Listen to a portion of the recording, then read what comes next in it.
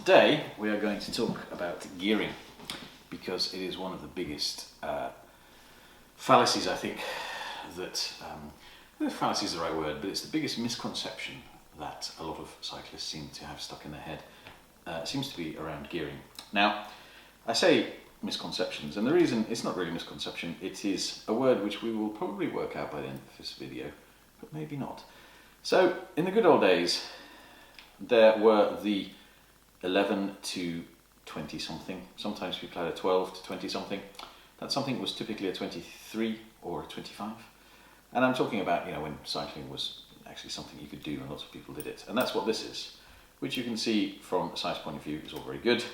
And on the front, originally, if you didn't have a 38, 39, 53, you weren't really considered to be manly enough to cycle on your own, for example, or womanly enough for that matter.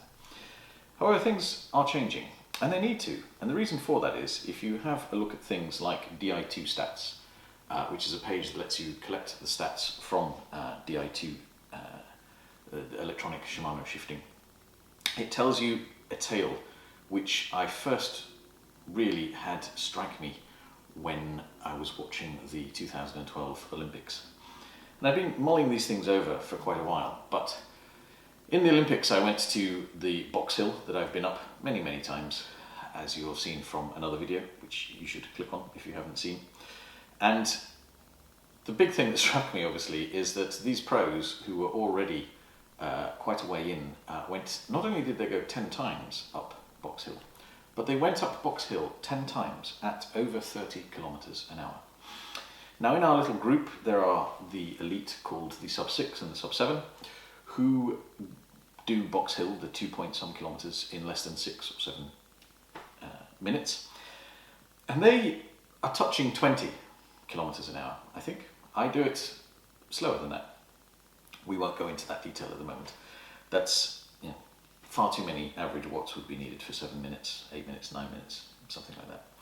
But anyway, the issue is that the gearing that we have in bicycles today is based around the gearing needs for professionals who cruise typically a lot faster than us. So when we are doing 10, 15, 20 at max going up a hill, the pros are doing over 30. When we are doing 25, 30, sometimes even good amateurs are doing 35 on the flat, the pros are doing 50 or 60. And if you look at their FTPs, I mean, it's massive. You see some of the stats from some of the races, even long races like Paris-Nice, they're averaging 200, 300, 400 watts. Whereas if you look at the even very good amateurs in even races or etappes that are not even that long, the average is half, lower, but we still want to have the same gearing. That is nuts. That is like having a Ferrari Formula One gearbox in a 3-cylinder Cinquecento. It means you're going to be stuck in first and second gear all of your time, wearing out your clutch all of the time. And effectively, this is what, if you look at Di2 stats, the tale says. You essentially see people who are spending over half of their time in their bottom 3 gears.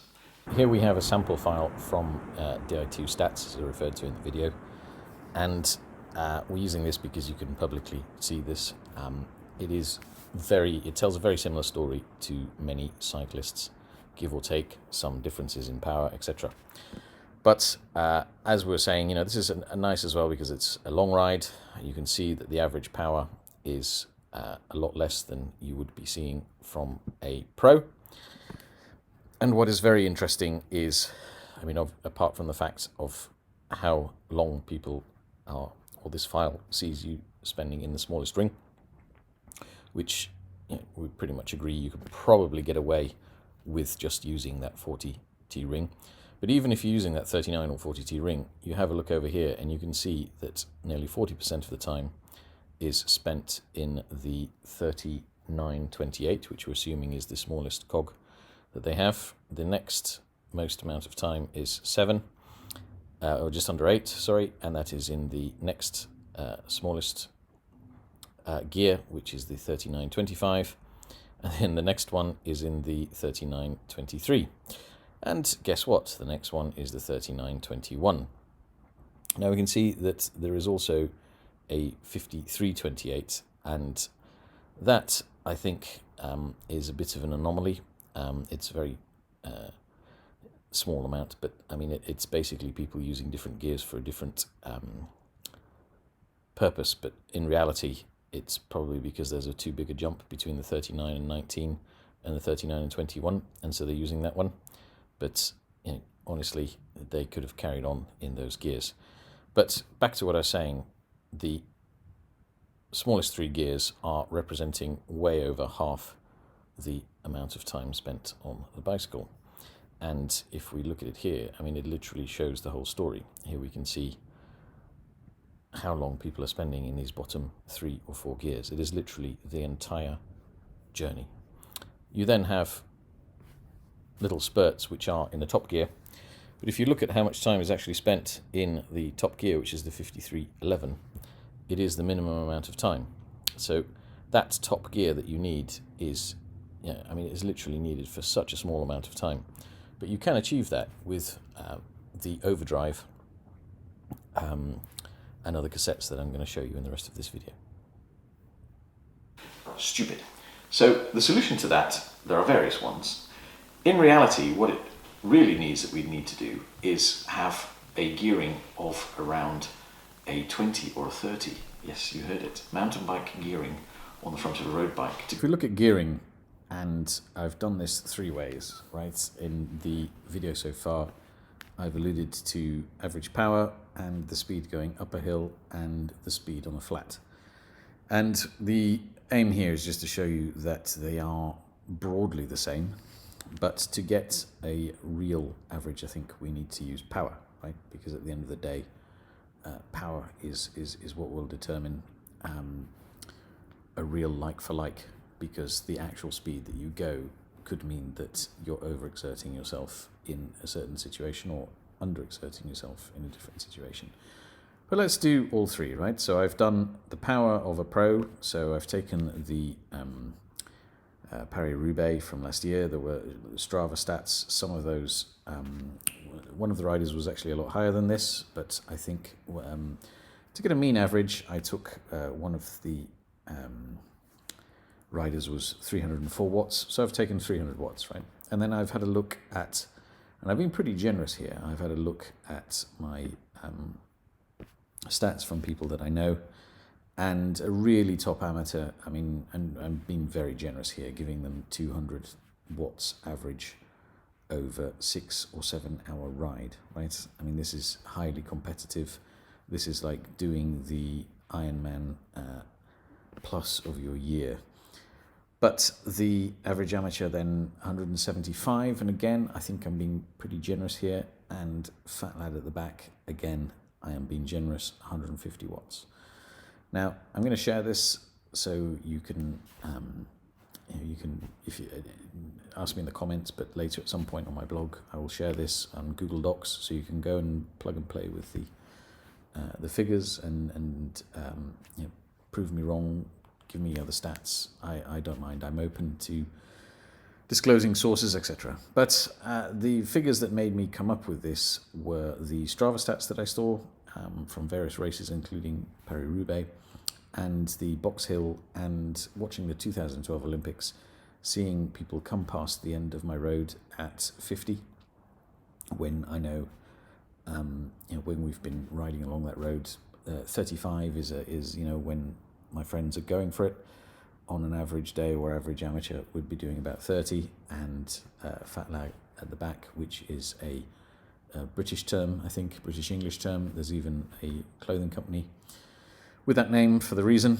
But again, and the same with the uphill. I think I've been very generous. I've seen probably fat lad at the back only doing 10 up Box Hill. But again, feel free to change these. But I'm quite happy with them because I've changed them around and they've come with a pretty good setting, right? And I've used that then below with power. So in short, let's cut the explanations, is the fact that if we took a Pro with 300 watts on a 5339, then an equivalent amateur should be on something like a 35-26 up front. That is a top amateur. This is somebody who can cruise at 35 and go up a 7% gradient at 22.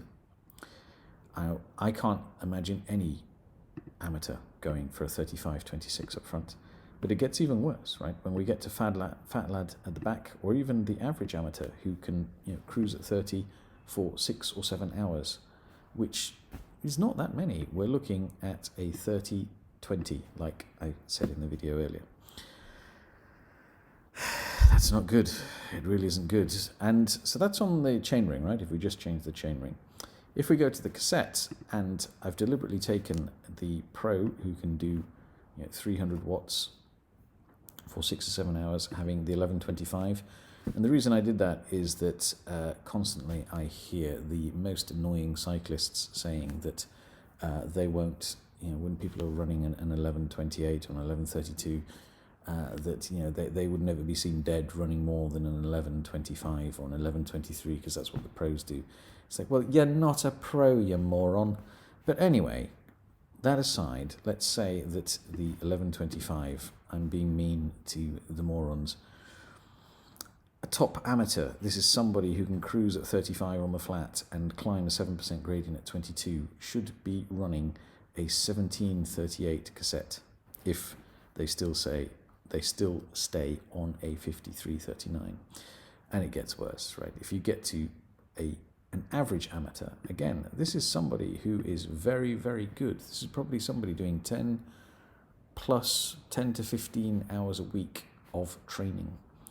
They're looking at the equivalent of a 19 to 43. And when you get to fat lad at the back, they really should be running a 22 to 50 cassette. Now, it is. So the next time you see somebody with an Eagle mountain bike 11 to 50 on the back, just pat them on the back and go, you know what you're doing. And the next time somebody tells you that they won't take a cassette or be seen dead with a cassette over an 1125, ask them if they can put out 300 watts over 6 to 7 hours, because I very much doubt it. So I don't see most amateurs out there going to putting a 30-something, 20-something front on. But where the changes are happening, and I think for the better, are two things that are happening in cycling at the moment. One of them is the shift from road to gravel. More and more road bikers are, if they're not going to gravel, their bikes are being inspired more by mountain bike and gravel trends, that is fatter tyres with less rolling resistance, which makes us realise other issues within our drivetrain. When you take away a serious amount of rolling resistance, you suddenly realise where other resistance may be. But in the gearing, it really, what is changing for me is, and I do see roadies sort of criticise it, and I have to bring up this message and the reason why I'm recording this video. So on my first one-by road bike on the tarmac, I had this with this wonderful rear mech. Now this is a force rear mech. I think one of the other issues is, developments is that we're now getting rear mechs like that force level, which is not the top level, it's one down, which for me is as equally good as the 2 or maybe even 3 generations of red top level rear derailleurs from that manufacturer that I've had. And it enables you to run things like this. Now on my tarmac I was running this, I think it's a 10 or an 1142 with various size fronts. I think I went to a single chainring, I was running between 42 and maybe 48 or 50, depending on the terrain, of course. And if you're in the hills of Mallorca, I needed probably a 42 or 44 on the front. And still, it was tough, I can't lie. And the reason is because I was massively massively overgeared. But one of the amazing developments that we're having now is these cassettes that are getting smaller and smaller. So 11 on the front really does limit us. Our first view or our first thought to change our higher gearing is to change the front. And that is good, and it's a very quick way of doing it. But honestly, the biggest changes happen at the back. And I'll explain why. So you can take on my 3T Strada Pro, I had an 1136, right? So this is an 1128 and an 1136, which was considered a mountain bike gearing. And I had a 50 on the front. I then changed to this lovely overdrive cassette.